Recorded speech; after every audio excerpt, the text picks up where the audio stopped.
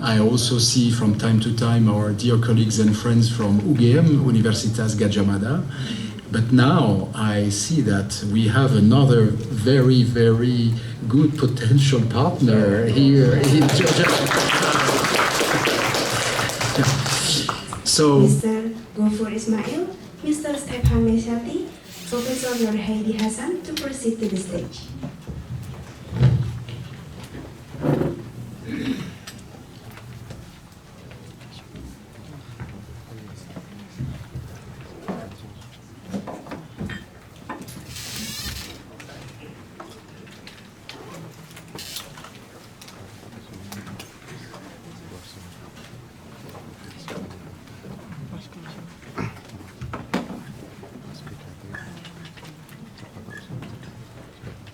Okay, and now we invite representative from Directorate of Diplomacy, Ministry of Foreign Affairs, Mr. Gofur Ismail to deliver the welcoming speech.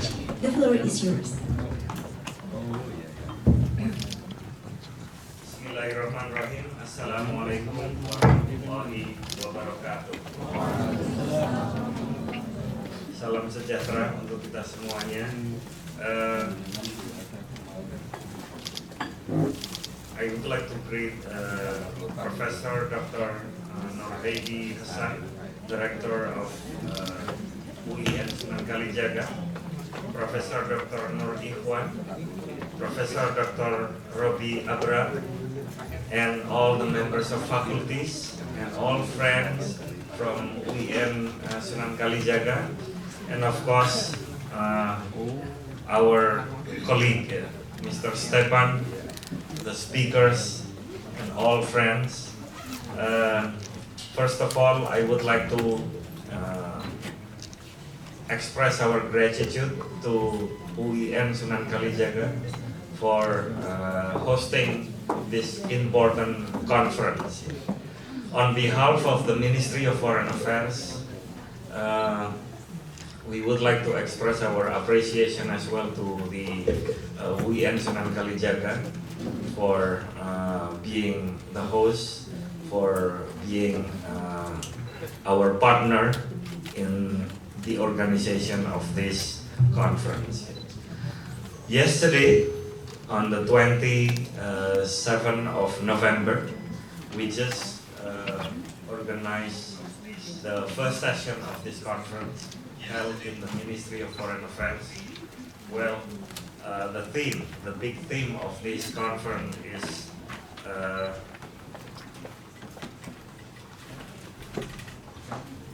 Conference on Religious Peaceful Coexistence, the role of faith-based actors in raising awareness for the protection of environment and religion as a factor for gender equality.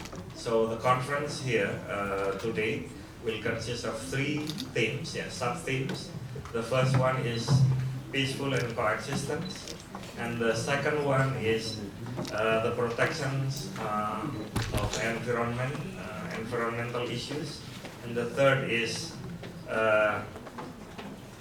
the faith leaders, the factor of for gender equality. We will have three sessions here, and after that we will have another program. We will also have interaction with the students and also the member of faculties in the UIN Sunan Kalijaga. So our speakers from different countries in Europe will have a chance to communicate, to have a dialogue with all the members of faculties and also the students in UIN Sunan Kalijaga. And apart from that, we also will have a program of site visits to different places of worship in Indonesia. Yesterday in Jakarta, we visited the Istiqlal Mosque, the Cathedral Church, and then Immanuel Church in Jakarta. Here in Yogyakarta, we will visit various places, Pak. Candi Prambanan, This is the place of worship for Hindu, of course. And then Candi Borobudur, that is for Buddhism. And the last but not least, we will visit Masjid Gede or Masjid Agung in Yogyakarta, and also one of the pesantrens called Pesantren Muhammadiyah, MBS, Muhammadiyah Boarding School in Prambanan. Hopefully this will enrich our cooperation between Indonesia and Europe. For our fellows, students from UIN Sunan Kalijaga, actually I studied here long time ago, about 25 years ago, in Faculty of Dakwah. And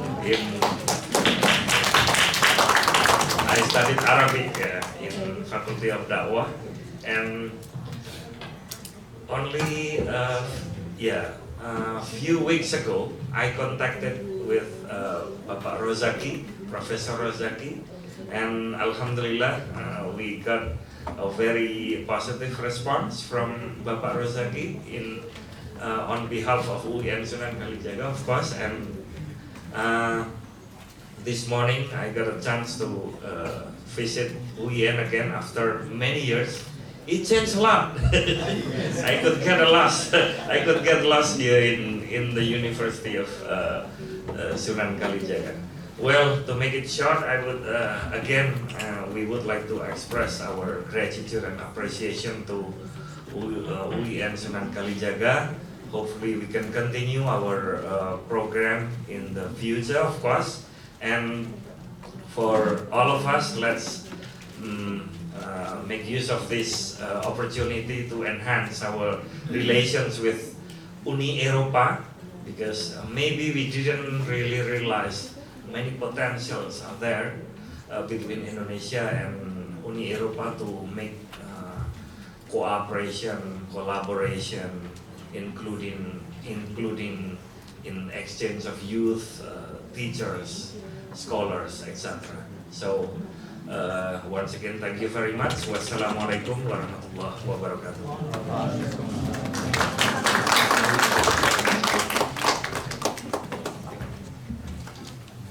Okay, thank you very much for Mr. Gofar Ismail. And the next session, we will proceed with welcoming remarks from Mr. Stefan Shati, Deputy Head of Mission, European Union Delegation to Indonesia and Brunei Darussalam. The stage is yours.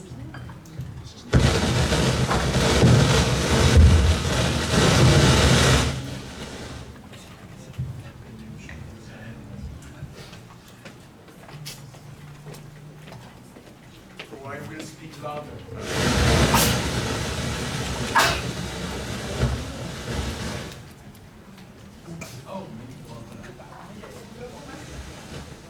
There is always a solution to any problem. This is what I've learned from my father.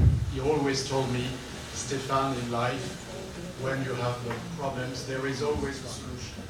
You know that, but you always find a solution. Even with this one, but it's fine. Selamat pagi, Bapak Ibu. Saya Stefan Shati, saya Francis. Saya wakil duta besar Uni Eropa untuk Indonesia dan Brunei Darussalam. Terima kasih Bapak Rektor of the Islamic State University.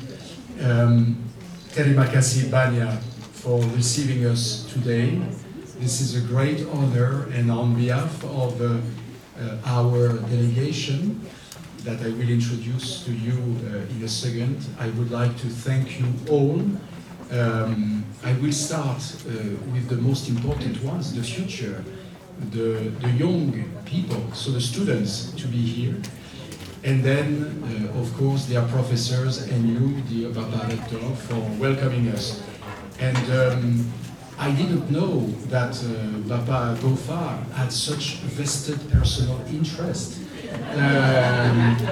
Now I understand why he insisted so much a few months ago already, first to come to Georgia, And we agreed, and then he said, oh, there is an amazing university, probably the best. Okay, now I understand. We understand that. So, because to be really honest with you, I am also used to come to Georgia from time to time, but I did not have yet the pleasure to come here. I also see from time to time our dear colleagues and friends from UGM, Universitas Gadjah Mada.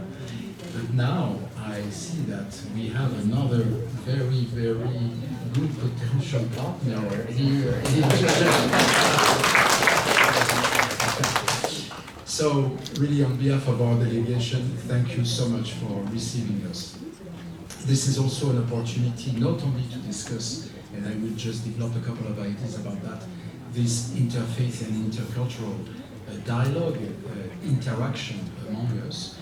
This is also, this is now the propagandist who speaks, to speak a little, to have a chance to also to discuss with you and to interact with you about Uni Europa.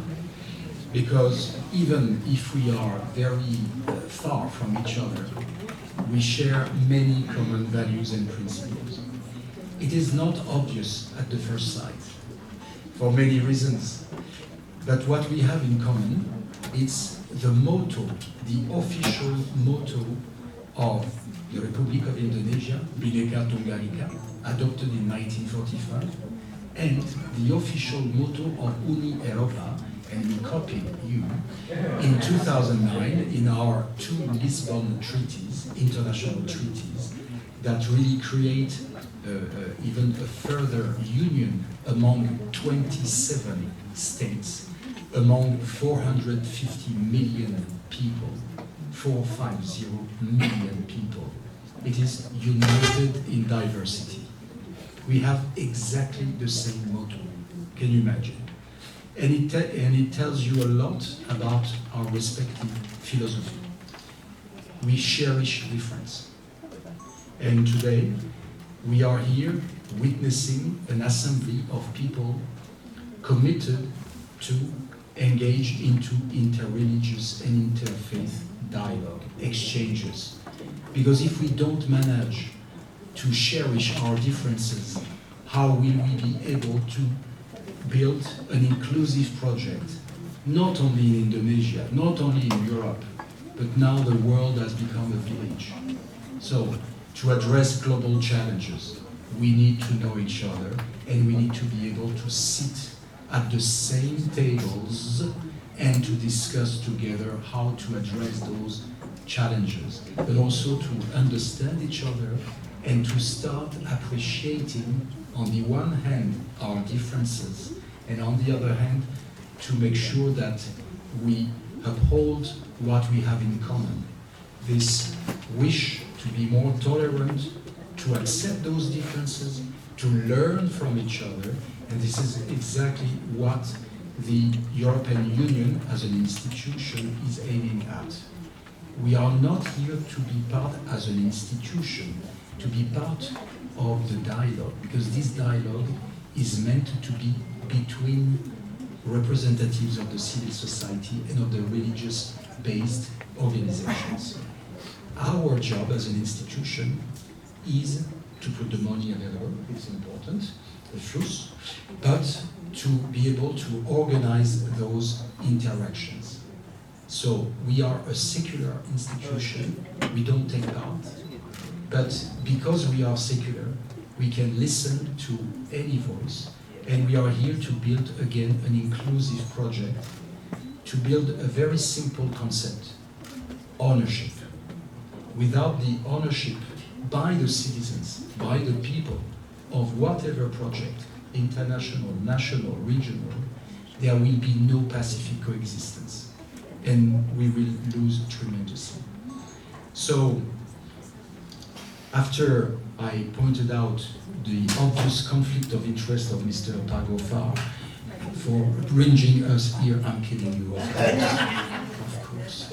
This is the most beautiful conflict of interest I've seen for years and years. this is not actually a conflict of interest. This is how to match our respective interests. So thank you for that again. So very quickly, I would like to introduce very quickly to you our dear delegation. I will start from an institutional point of view by praising the presence of Antoine Ripoll, who is the representative of the European Parliament. And you will see in the little leaflets that you will have on your tables very soon, that the European Parliament, although I'm not working for the European Parliament, I am in the diplomatic, so I am part of the executive bodies, institutions. But Antoine is coming from the most democratic European Union institution, the Parliament, because we have 27 countries, and each country has a national parliament. Sometimes local assemblies, of course. But for the sake of the interest of the whole European Union, we have also a European Parliament made of more than 700 MEPs, members of the European Parliament. And those MEPs are directly elected by the citizens of all 27 member states.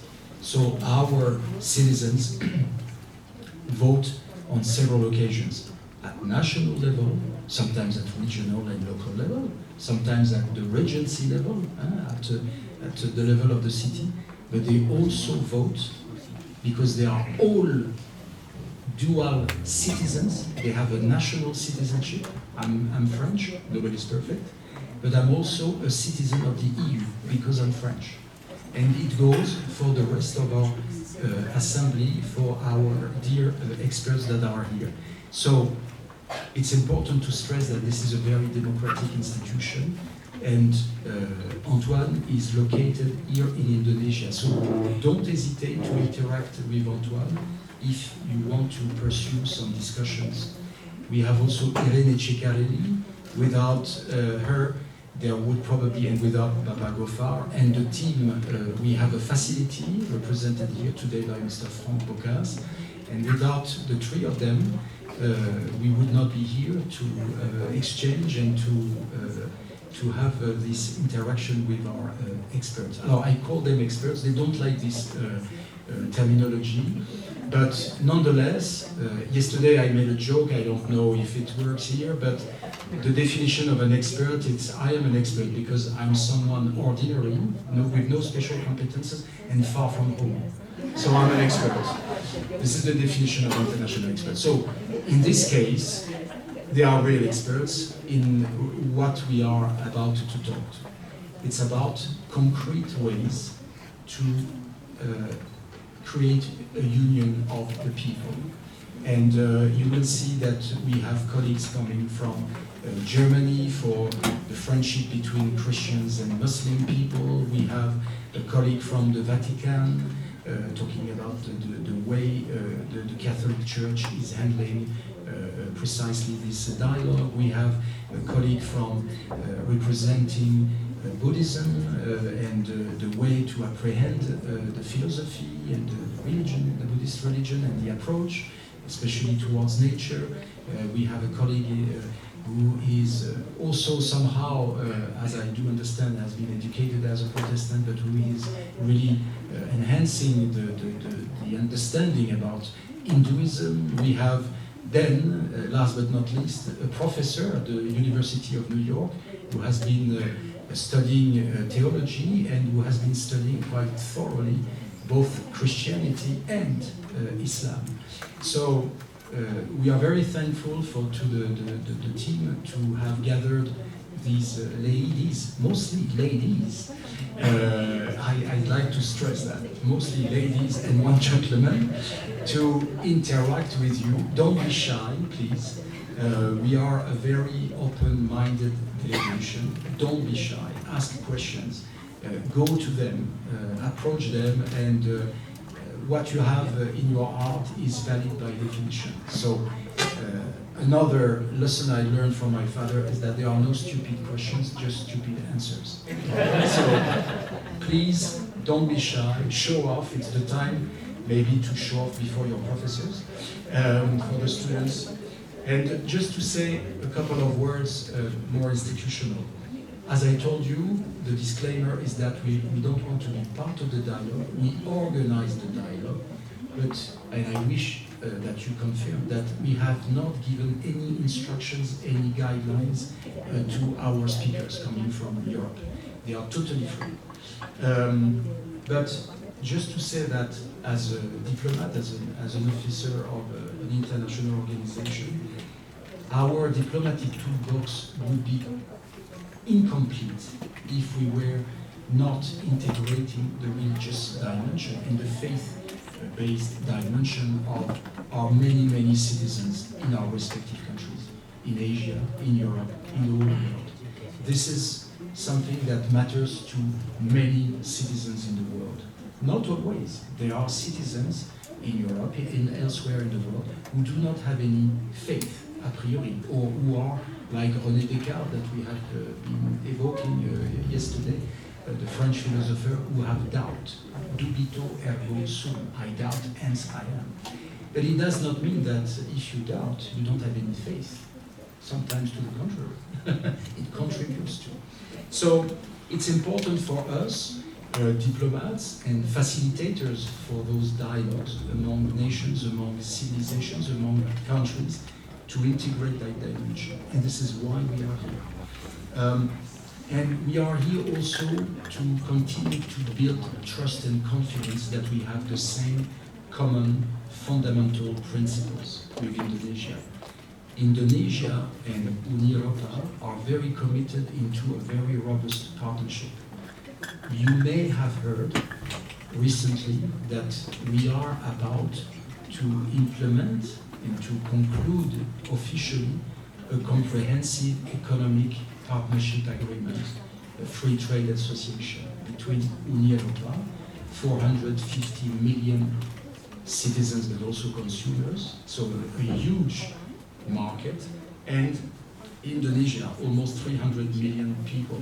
So it means that we have a partnership, a robust partnership among more than 750 million people. This is the reality. And the reality is that we shall do our utmost, especially youth students, but not only youth students, to make sure that those values, those principles, Bhinneka Tunggal Ika, because they are not granted, that this principle is being defended every single day. Nothing is granted. It is our common fundamental principle and value, Bhinneka Tunggal Ika. And because Indonesia matters, Indonesia penting in the world, and penting to us, dunia, but also Unieuropa, we need to engage into those discussions. A partnership, it's not only about trade, it's not only about economy, it's not only about defense and many other technical things. This is about a partnership of a union of values and principles. So again, this is why we are here. I will stop here, and sorry, maybe I've been already too long, but I wanted to stress that a last word is to quote Jean Monnet, who was one of the founding fathers of Unieuropa, and I will try to say it in Bahasa Indonesia. Kami tidak membentuk koalisi negara, melainkan mempersatukan warga. We are not aiming at forming coalitions of states and of governments. Our aim in Europe is to be sure that we unite the peoples of Europe. Terima kasih banyak.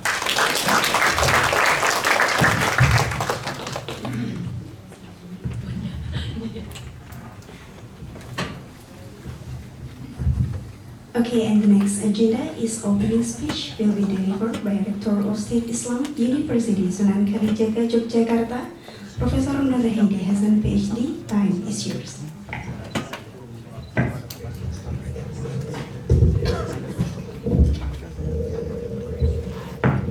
Assalamualaikum warahmatullahi wabarakatuh. Selamat pagi, salam sejahtera untuk kita semua. Om Swastiastu, Namo Buddhaya, Salam Kebajikan Rahayu. Honorable Bapak Gofar Ismail, representative of the Directorate of Public Diplomacy, Ministry of Foreign Affairs,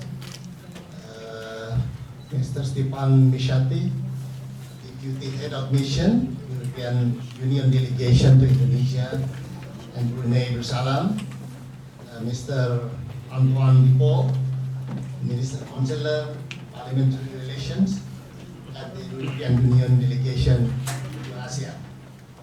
Your Excellencies, distinguished representatives from the European Union and the government of Indonesia, esteemed religious leaders, scholars, colleagues, and honored guests.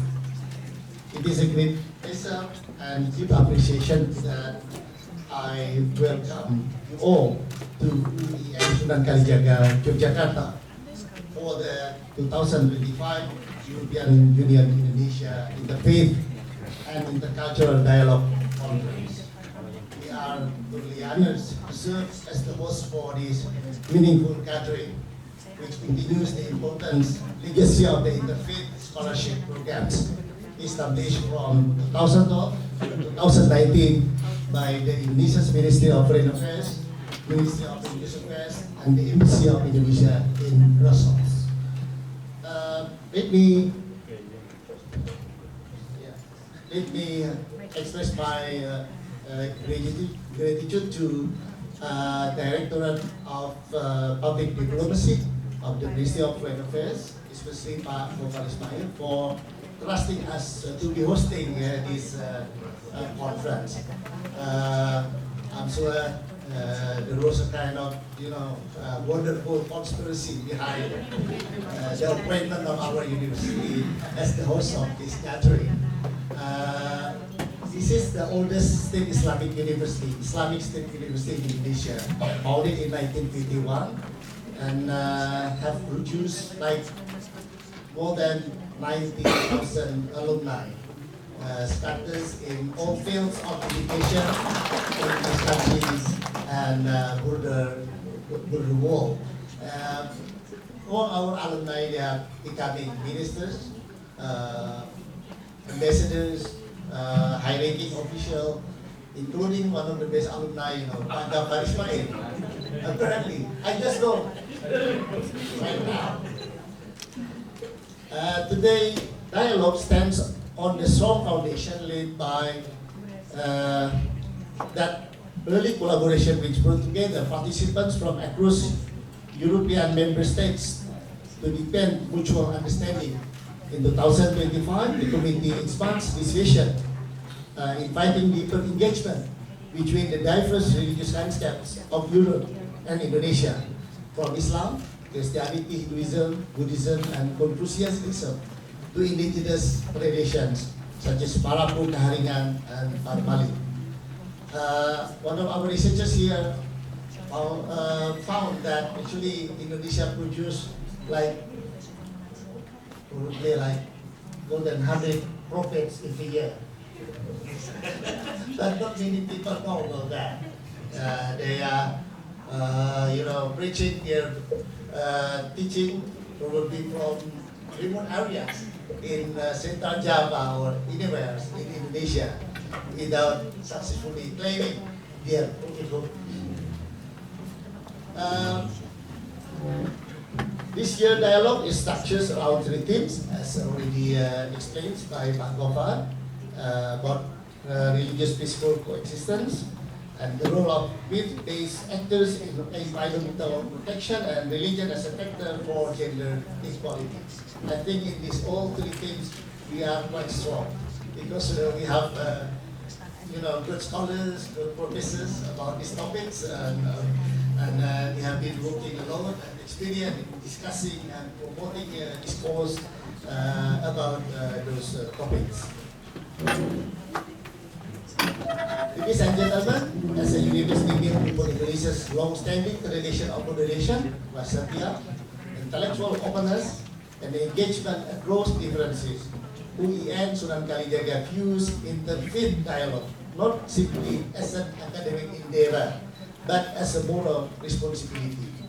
Our mission is to preach knowledge, values, and public engagement, to cultivate critical thinking, rooted in empathy, and to empower communities to navigate the complexities of a changing world.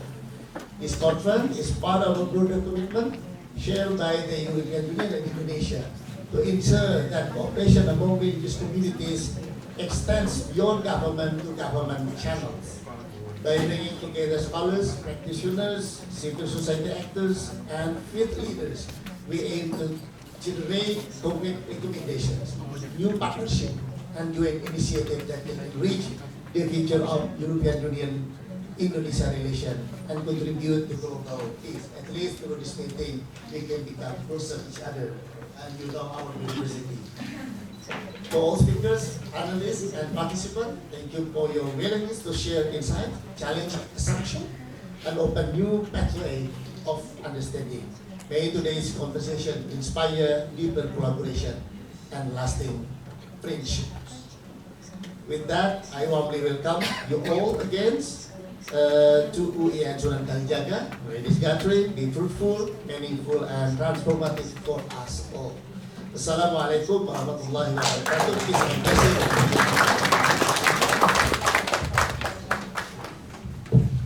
Okay, thank you very much for Mr. Nur Haidi Hassan PhD for your opening this conference. And for the next agenda, we would like to present a token of appreciation. And for the first token, it's from State Islamic University to Ministry of Foreign Affairs. Alhamdulillah, it's very happy that we are here we have a delegation for European Union, and then in this first session we will have religion and peaceful existence. Okay, I'm Nina Mariano. I will be the moderator of this session. Okay, in this session we will have 3 speakers. So I will invite those 3 speakers. The first is of course our rector, Professor Nur Haidi Hassan PhD. So Professor Nur Haidi Hassan is a professor in political Islam, and then his educational background was shaped by his studies at various institutions domestically and internationally. And then the second one, we will have Mrs. Dunia Elemender, the chairwoman of the Christian Islamic Society in Germany.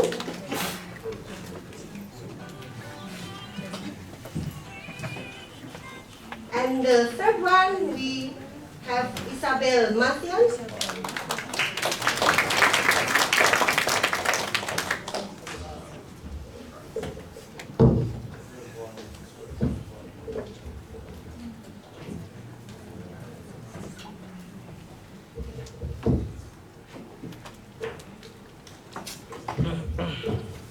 The official of the Holy Trinity for interreligious dialogue.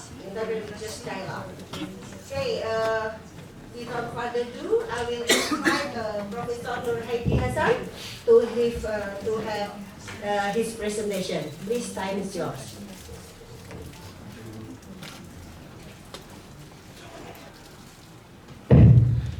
Thank you, Dr.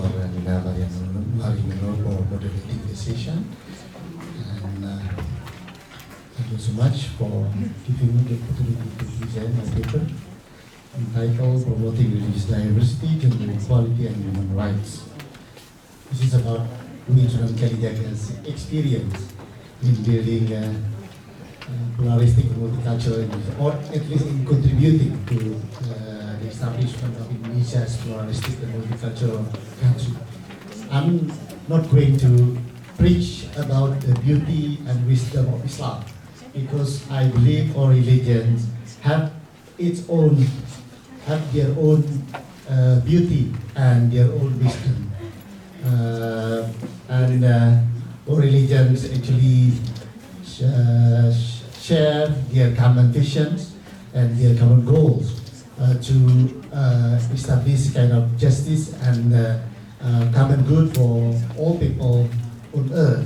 So this is not about talking about again the beauty and also the privilege of Islam as a religion, but I'm going to discuss about the experience of this university as the oldest state Islamic university in participating in promoting religious diversity, gender equality, and human rights. Next slide. Yes, we realize that Indonesia is a complex country. Our population is 270 million, even more recently, and consisted of, hundreds of ethnic groups, hundreds of languages, as well as religions. Of course, the government of Indonesia recognizes only 6 official religions, but beyond these 6 official religions, there are like maybe hundreds of religions existing in this country. The religion that are associated with local people or indigenous people. So this the fact of Indonesia is quite rural country always confront us with so many challenges. Every time in our history, we have been confronting with kind of social polarizations. After Suharto, for instance, the fall of Suharto in 1998, there have been kind of political disequilibriums with that. New groups and new expression came to the fore to express their interest in the public sphere and to negotiate their space. With that, we see the emergence of conservative, even radical religious groups asking for the implementation of the Sharia, even jihad in several trouble areas in Indonesia at the time, like in the Moluccas and in Central Sulawesi. And recently also we have seen the rising trend of populism, political identity politics somehow, and even social conflict, socio-religious conflicts have been happening not many areas of Indonesia. A couple of years ago in Central Java, in Central Kalimantan or in West Kalimantan as well, between 2 large ethnic groups involving religious sentiments. This is not something unique for Indonesia. We have been facing that kind of conflict all the times in our history. And also limited space for cross-group dialogue. But of course we have some opportunities with that quite diverse characteristic of our country. We have rich cultural heritage and national identity. If you come to Jogja, you will find something different from Jakarta. Jakarta is quite crowded, and traffic jam everywhere, but Jogja is more relaxed. And we have very, cultural attachment to Javanese tradition. In Jogja, there is a Keraton of Yogyakarta Palace, that is committed to maintaining the cultural legacy of the Mataram Islam. That is the kingdom, the old kingdom in Central Java. And this is about the role of university. If you come to university, of course, university not only as the place where younger generations of our nations study different disciplines and subjects, but also strategic actor in development, in national development. This is stated clearly in our constitution, in our regulations. We are encouraged not only to be generator of knowledge and innovation. Every time the government always reminds us of the need of our, the need for us to generate knowledge, to produce knowledge and innovation, and also to cultivate human capital, to produce the best human resource for our country, for our civilizations, and also to produce future leaders and guardian of moral values and public relations. This is very important role of university as well in the context of Indonesia. We are not simply academic institution, but the government always asks us to be playing a role as well as a guardian of moral values. So academic community is expected to speak about moral values in a time when the state needs to highlight that kind of values. Values about, togetherness, unity, about commitment to nationalism, to nation state, to global values. And of course, we are also assigned to be standing at the forefront to drive social transformations, to bridge among sectors in this country, religious sectors, public sectors, industry and everything, and mediate between social aspiration and public policy. And one of the most important one for our university, especially as it is a university under the Ministry of Religious Affairs, is we are assigned to be agent of cultural and religious harmony. Since the very beginning of the establishment of this university in 1951, the main task of this university, Islamic State University, has been to be the agent of cultural and religious harmony. Because when the central government at the time in the 1950s felt the need to establish the Ministry of Religious Affairs, it was their intention to have certain group of the country, certain department of the country that manage about religious diversity and religious harmony. Now Indonesia has so many universities, too much universities in Indonesia. According to the number that I recorded from the available data, like 4,523 institutions with the student population reaching 9.32 million. A lot, right? And PTKIN, that is State Islamic University and the Ministry of Religious Affairs,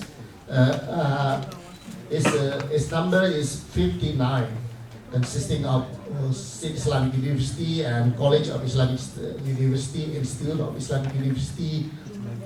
They are also required to meet national higher education quality standard, enhance competitiveness, and serve as a problem solvers for real issues faced by the nation and the state. We have 1,377 professors and 18,166 lecturers with expertise in religious studies, social science, humanities, science, and technology. So they can become kind of,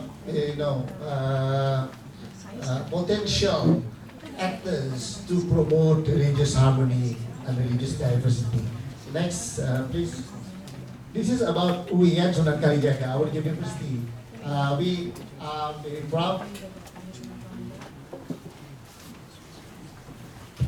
We are very proud that our university is known as one of the most inclusive institutions within the network of State Islamic University.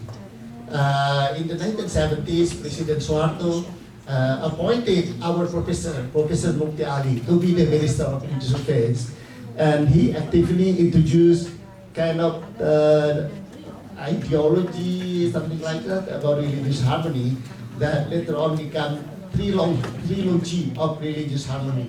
Religious harmony between religious groups, among religious groups, and between religious group and the government. This is quite important trilogy of religious harmony in Indonesia. And we also appreciate diverse identities and ways of thinking. Faculty and students come from various backgrounds.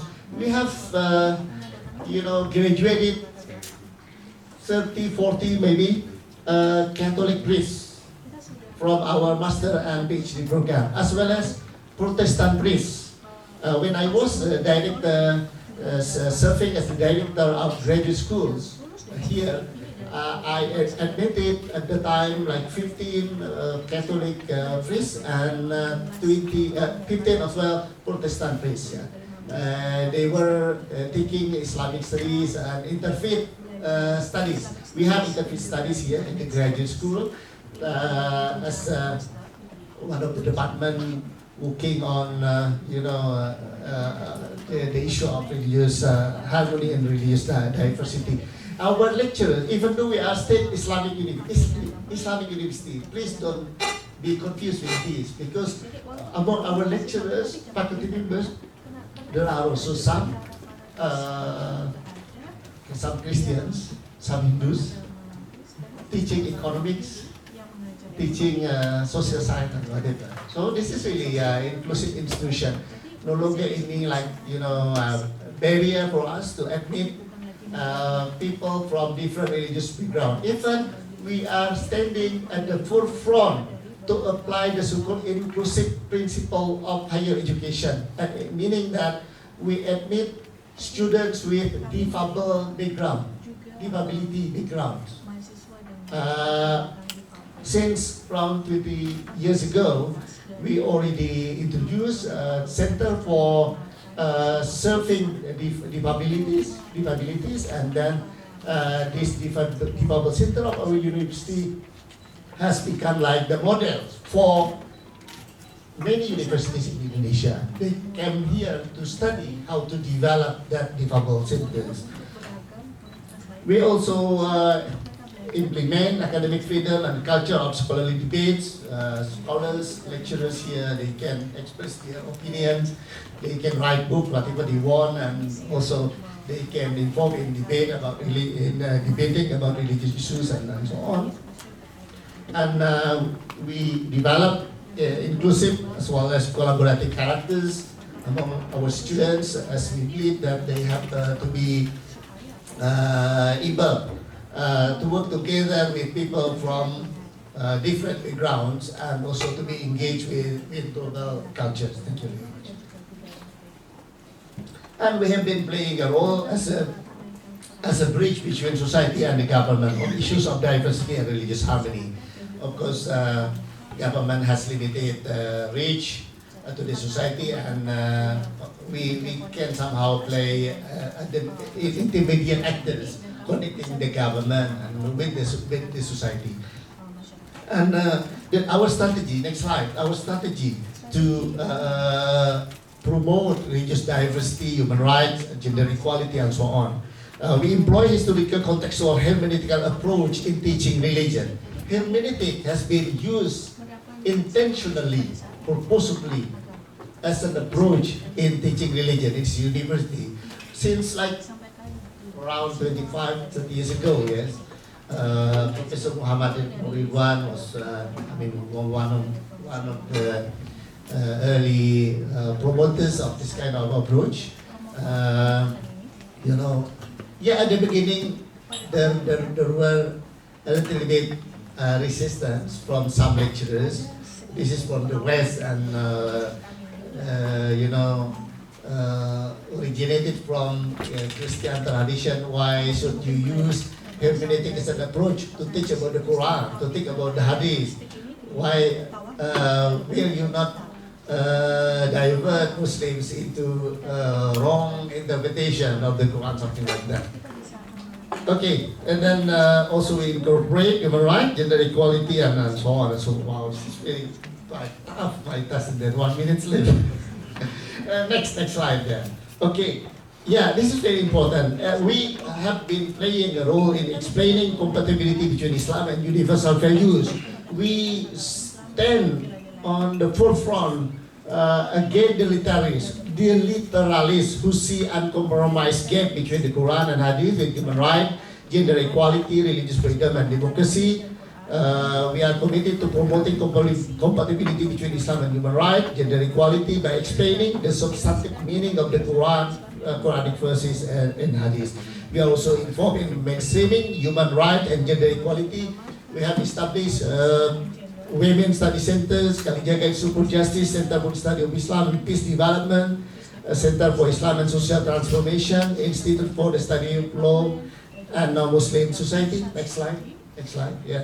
And then conducting research and outreach activities as well, also involved in formulating this course for compatibility between Islam, human rights, and gender justice. The last one, also we involved quite significantly in managing diversity and social cohesion, promoting the national narrative about Bhinneka Tunggal Ika, about Pancasila, civic education, and engage in grassroots initiative, reinterpreting harmony within the framework of social justice and national development.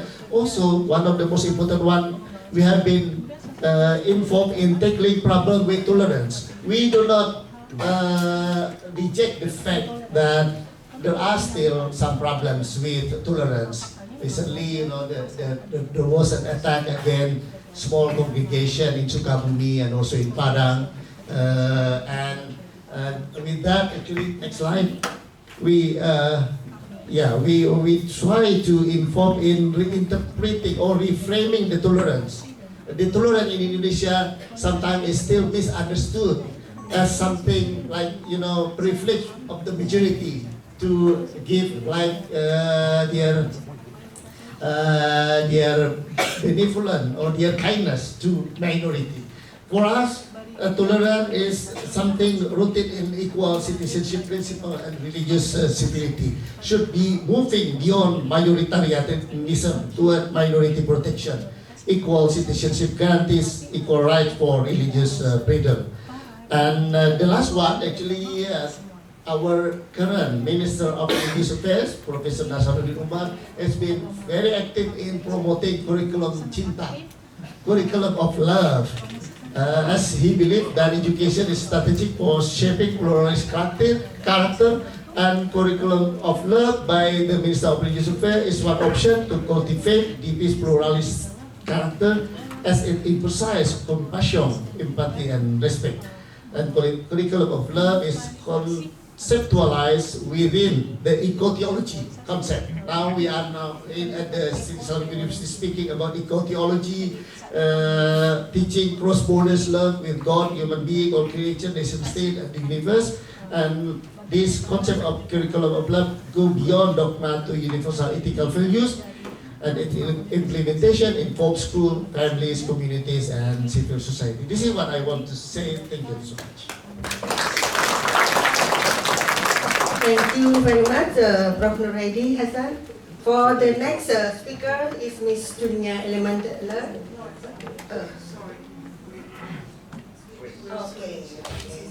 Okay. So we switch. So the second is Isabel Matian. I will introduce shortly about her. So Isabel Matian served as a French official of the Holy See at the Dicastery for Interreligious Dialogue.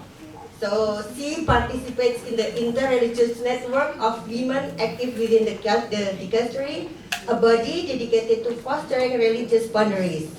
So please welcome Isabel Matian. Your time is 10 minutes. Yes, can you hear me? Thank you.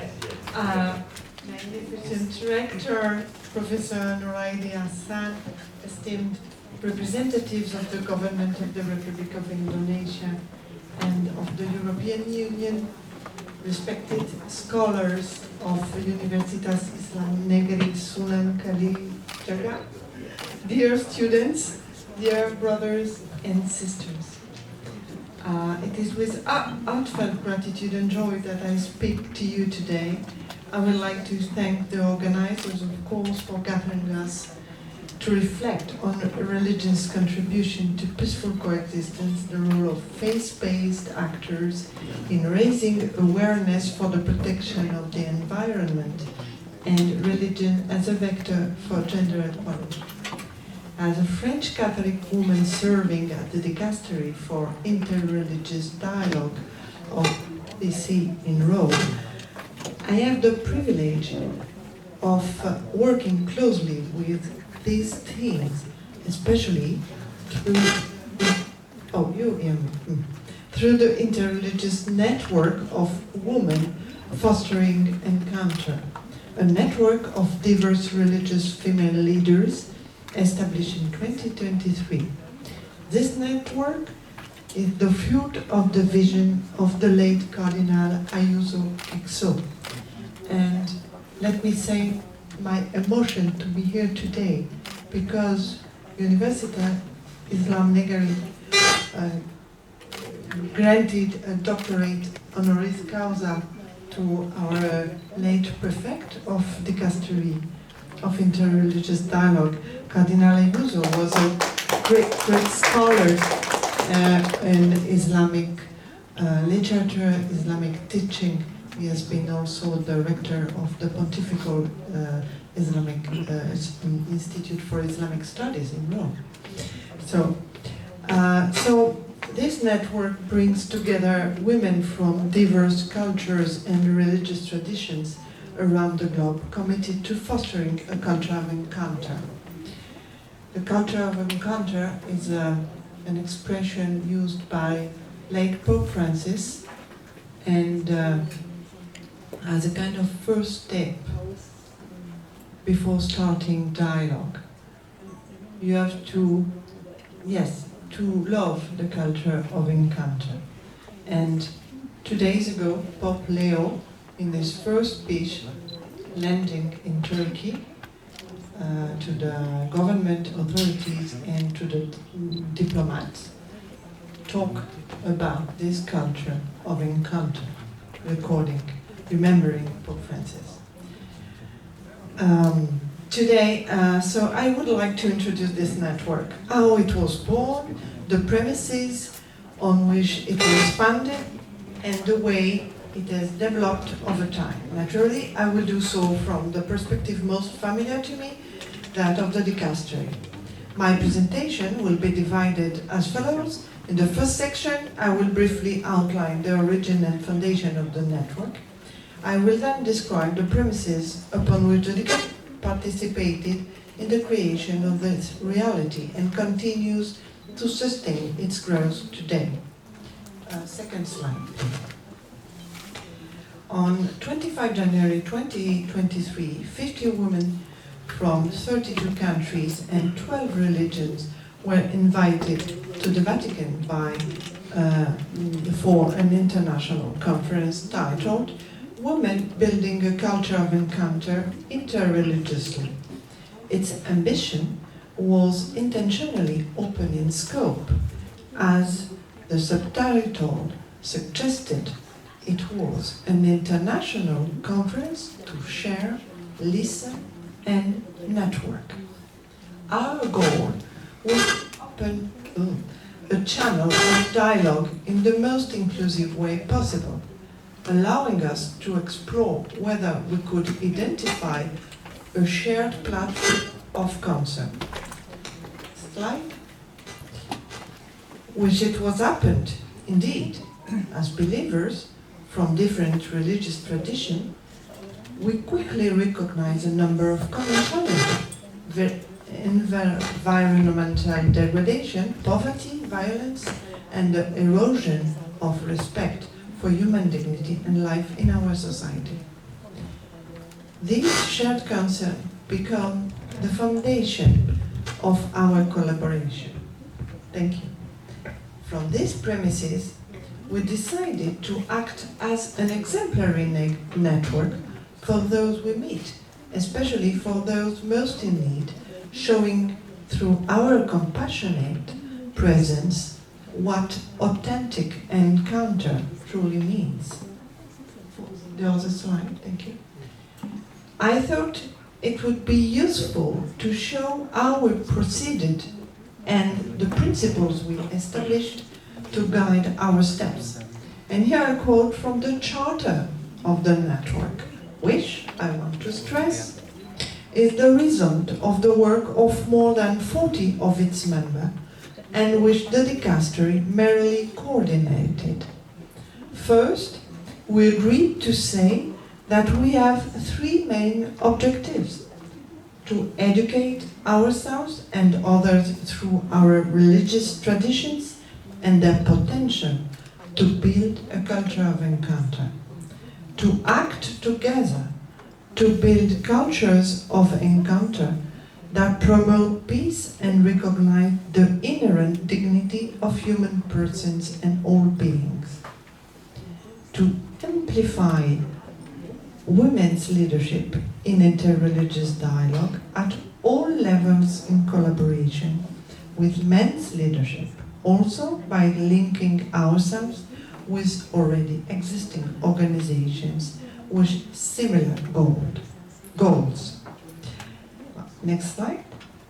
Also, we quickly became conscious of the need to express the ways we wanted to manifest in the world, and we agreed on our way of being. We speak with and for, rather than at and against. We are present. We listen. We speak with authority, humility, and wisdom. We discern when to practice silence. We model non-violence. We are resilient and persistent. We manifest a gentle strength. Next slide. These objectives and principles are rooted in a shared understanding of the importance of presence. Through this encounter of women and the activities of the network, we have come to see that presence is powerful. A presence to the other, whether it is another human being or a divine reality. An authentic presence that fosters life-giving encounters. Presence, you know, is a form of prayer. We said our prayer is our presence. Let me now move to the second section that are the premises of the Church's commitment. This initiative stands in continuity with the journey of the Catholic Church, began 60 years ago with the Nostra Aetate, in our time, Declaration of 1965, which, as a document of the Second Vatican Council, proclaimed the Church's commitment to see, embrace, and recognize the fundamental unity of human family, and in this, whatever is true and holy in other religious traditions. I cannot, in this brief presentation, retrace the history of this landmark declaration, which signaled the Church's turn away from centuries of negative attitude toward other religions. Nostra Aetate doesn't say much about women.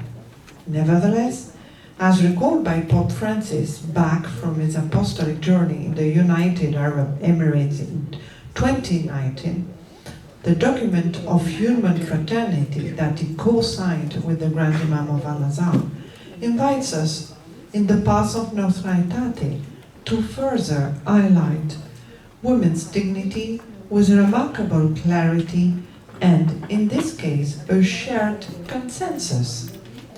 It is an essential requirement, I quote, "It is an essential requirement to recognize the right of women to education and employment, and to recognize their freedom to exercise their own political rights. Moreover, efforts must be made to free women from historical and social conditioning that runs contrary to the principle of their faith and dignity. Accordingly, an end must be brought to all those inhuman and vulgar practices that denigrate the dignity of women. Efforts must be made to modify those laws that prevent women from fully enjoying their rights." How can we work toward achieving all the above? As a network, we focus on working together and supporting each other, allowing our differences to inspire one another. It is a slow but steady process, and we are strongly committed to sharing the empowering strength. Thank you for your attention. Thank you, Isabel. Now we go to the third speaker. I will invite Ms. Dunya Elemender. She has served as the chairwoman of the Christian Islamic Society, Germany. And then so she fosters meaningful encounters and mutual understanding between people of diverse religious and cultural backgrounds. Okay, Ms. Dunya, time is yours and 10 minutes for you. Thank you very much. Dear ladies and gentlemen, I'm so deeply moved to be here today, to be in a conference that starts with Bismillah, where I'm greeted with Salam Alaikum, and coming from Germany, it is not usual that we do that. So it is very special to me, and I'm very happy to be here today. And I'm also very happy, and it's a great honor to share my experience in interfaith dialogue with you. I would like to point out that I mainly work in Germany, and my experience and conclusions relate to this context. Certainly you can also derive insights for yourself, but translation is always necessary. For 5 years now, I have been leading the Christian Islamic Society, one of the oldest interreligious associations in Germany. The Christian Islamic Society was founded in 1982 by Christians and Muslims to develop greater understanding of one another through mutual acquaintance. Initially, the content was characterized by theological exchange. That means we introduced each other to our respective religions. But in the last 20 years, we started to practice a practical dialogue. Next slide, please. In my contribution today, I would like to address the foundation of interreligious dialogue and best practice examples from my work. In addition, I would like to talk about the stories of 3 special women, whom I had the pleasure of meeting 2 years ago in the network that Isabel Matian had described before. Slide 3, please. Thank you. Through practical experience in interreligious dialogue, we have developed various principles that are necessary. First, it is important that everyone speaks for their own religion. That means that Muslims should not make definite statements about Christianity and vice versa. There are different views on the same issues within religions. It is important that we really listen to each other and respect these differences. For example, I have experienced people explaining my own religion to me during lectures. This should not happen. Ultimately, we want to build our society together, and for that we must work together. In the Christian Islamic Society, we usually go to events with one Christian and one Muslim, so that we can speak for our own religion. And finally, it is important to be open to mistakes and willingness to learn from them. In Germany, for example, Muslim communities celebrated their community festivals at their mosques on Good Friday about 20 years ago. However, Good Friday is a very important day in Christianity, where in Germany it is not allowed to have loud dance parties, and you should be more quiet. And the Christian neighbors felt that this important day for them was not respected. Through dialogue about this, Muslim communities learned more about Christianity in Germany, and mutual understanding brought people closer together. Now I would like to present further best practice examples from the work of the Christian Islamic Society. As a Christian Islamic Society, we have been publishing the interreligious calendar for more than 13 years now. I will show you now the original.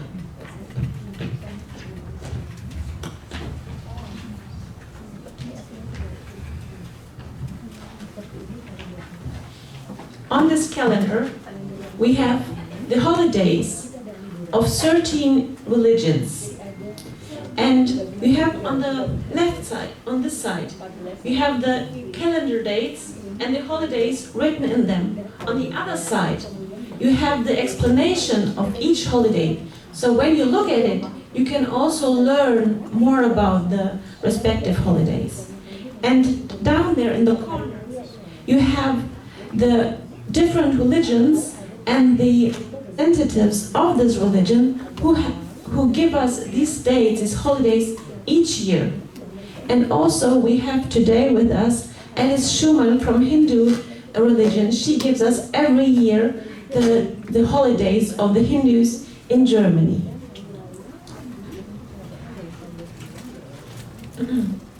The calendar is financed by the Ministry of Children, Youth, Family, Equality, Refugees and Integration of the Federal State of North Rhine-Westphalia. And let me tell you a little bit more about the importance of such a calendar in Germany. Because in the 1980s and 1990s, hardly any religious holidays have been known other than Christian holidays. And for Muslim children especially, they had been always asked how they celebrated, for example, Christmas, because it was unimaginably not to celebrate Christmas in Germany, because everybody did.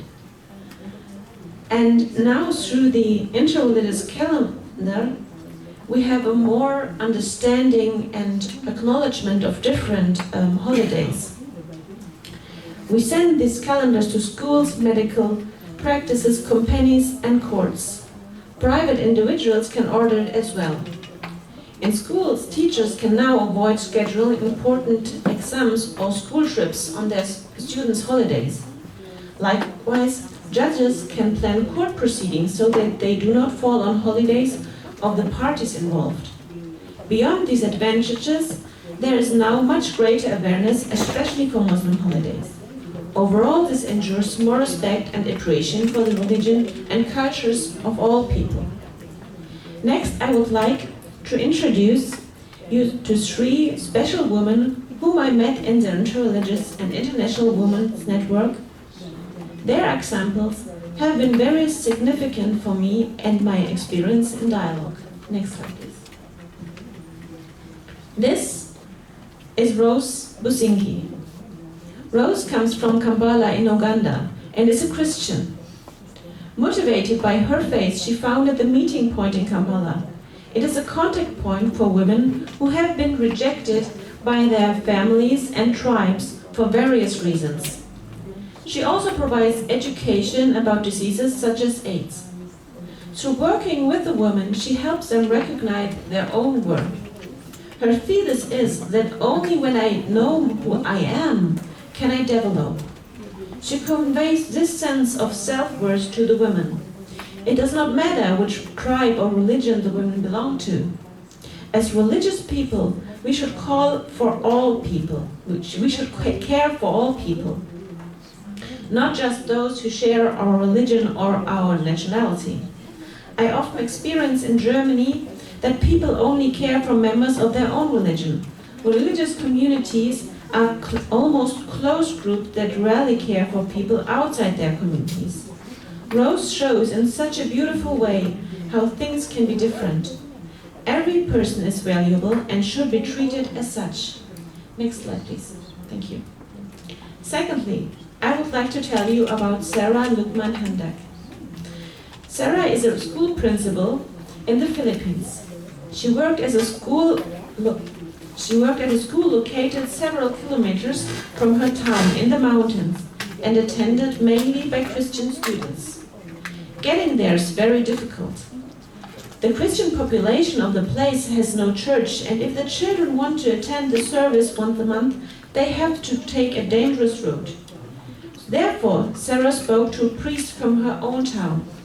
She then made the school gym available so that the priest could hold a service there once a month. The commitment to the Christians in the village contributed significantly to the understanding between Christians and Muslims.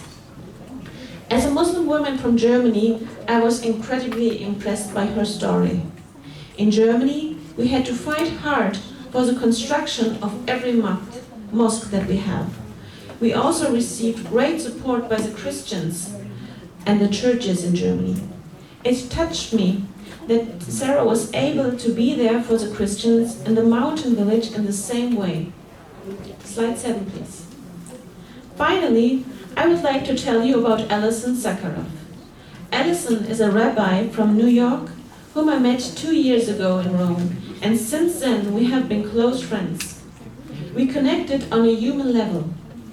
When October 7th, 2023 happened, and then the war in Gaza, we grew even closer. Because we were there for each other in this immeasurable suffering, we were able to feel each other's pain, enjoy and support each other. That is a basic principle of friendship. When we belong to different religions, it is often suggested that we cannot be close to each other, but that is not true. On various occasions, Alison has already stood up for me, and for more than a year now, she has been praying for my sick mother weekly. When we talk about peaceful we must think about the walls we build around ourselves. Our religions should not be a reason for a wall. Whether I get along with a person from friendships does not depend on religion's affiliation. It depends on character and common interests. Religious people understand the need and value of religion, and in that we can support each other. Beyond that, we are jointly responsible for our world, which we shape together. Next slide, please. Thank you. Interreligious dialogue is a personal experience that each of us must have ourselves.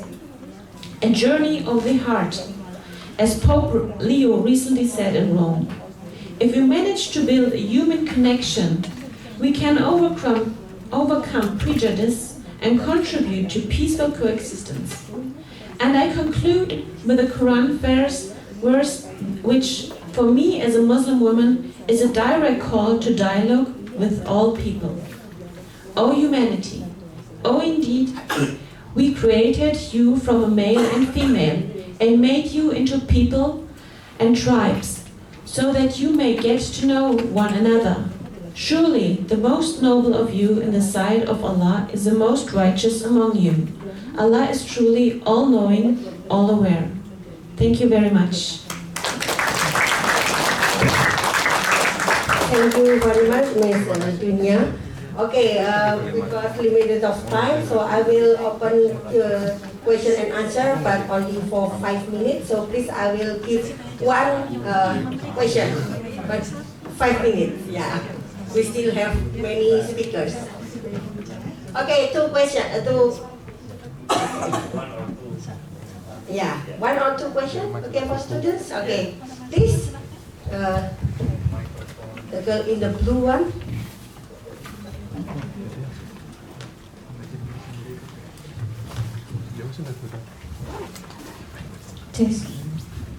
Okay. Assalamualaikum warahmatullahi wabarakatuh. Thank you for the opportunity. My name is Adinda Fatimah Rahmawati, and I'm from Master Student of Theology, and my thesis focuses researching the creation of woman, Islamic and Christian tradition, and I think this topic is closely related to my research. Yeah, in both Islamic and Christian tradition, the creation of woman through the concept of nafs wahidah in Islam or in the Quran, and the creation from Adam's ribs in Genesis in tradition of Christian, has strongly shaped how gender relations are understood in society. So my question is, from the perspective of philosophy or religion, philosophy of religion and hermeneutic, to what extent do different creation narrative of women in Islamic and Christian tradition truly shape social hierarchy between men and women, or is gender inequality mainly the result of later particular cultural interpretation rather than the stark text of themselves? Thank you. Okay, thank you. Okay. Next question, maybe one more. Okay, okay, please. No. Okay, I think no more. So okay, I will give for the presenter who want to answer this question. It's kind of philosophical, hermeneutic thing. Okay, we are from the ready. No, in Islam, I think, like in other religions, the very principles of gender relation is equality. As one verse quoted by Dunya, Mrs. Dunya, all humanity, men and women are created from man and woman in a equal basis, and there is no stratum or hierarchy between them, and the best of you is you are encouraged to know each other, something like that. So you can find so many verses in the Quran or in Hadith telling you about the equality between men and women. But this is from the Quran. From the philosophical thing. In reality, this teaching of the Quran sometimes has to negotiate with the social reality. In the social reality, culture determine the social relationship or hierarchy, social status, and so on and so forth. So, if you find gender inequality in certain Muslim societies, it should be socially constructive, rooted in culture, and also influenced by politics, power relation, and so on. So our task is now to bring back to the original vision of the Quran about the equality between men and women by practicing this principle in our daily life. I think you also answered your own question with the last sentence. The culture and the social influences the interpretation of these Quran verses deeply. A friend of mine wrote her PhD about the question how the scholars in Islam have changed the interpretation of Quran verses about women depending of the cultural background and the scientific knowledge that they had at the time. So there you can see how important culture and our own knowledge is of understanding the scripture that we have. And I totally agree with you on the rest. So thank you very much for the question. I think it's important. And I would really love to read your master's with the work that you're doing. It's very interesting. Thank you very much. Yes, just a few words. As you know, I am also a scholar in art history and Christian archaeology. So I would like just to mention, because I studied this theme particularly, well, we can discuss about interpretation of the Bible, Genesis 1, Genesis 2, because, the creation of man and woman is a very hard topic, But in art, in the, in the first millennium of artistic production of the Christians, the creation of man and woman was represented like day and night.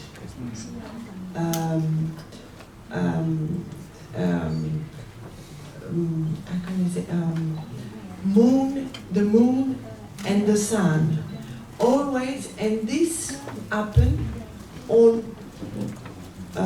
the decoration of the church, on the manuscript, until I would say after the year one, the end of the first millennium, the 12th century.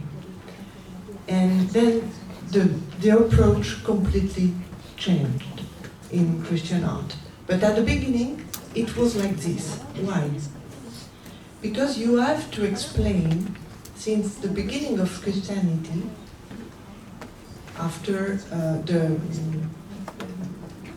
in the 3rd century of our era, you have to teach to all the population how they could understand that God created man and woman.